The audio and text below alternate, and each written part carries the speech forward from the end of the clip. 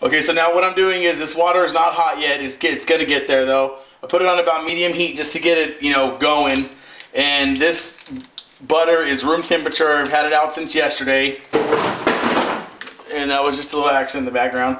And what I'm going to do is I'm going to add in the butter right now, because what you want is the butter to break down in the water and all of its fat, which it's made out of milk, it's made out of dairy, will stick to the triclones, which are oil based, and the plant matter will not stick to it once it's filtered through.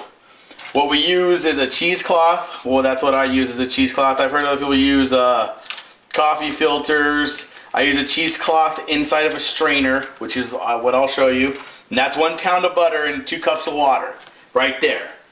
And then what I'll do is, once that starts heating up and I can work with it and it gets a little bit of a lather on top, I'll add my 1 ounce of white rhino into it, let it stir for about 30 minutes, and then I'll strain it right through here into a glass pan, and I will put that in my refrigerator, let that get cool, and then I'll show you what all that looks like when it's all done. But right now it's just the butter going onto the stove. The buds are all chopped up. This is going to be my strainer. And for those of you that watch my video on making hash, you can also use hash instead of flour. And the hash you don't have to strain out. You can just use it, add it in, bam, and it's done. I recommend about 1/8 of hash for every pound of butter. Some people recommend a little bit less, but I recommend at least 1/8.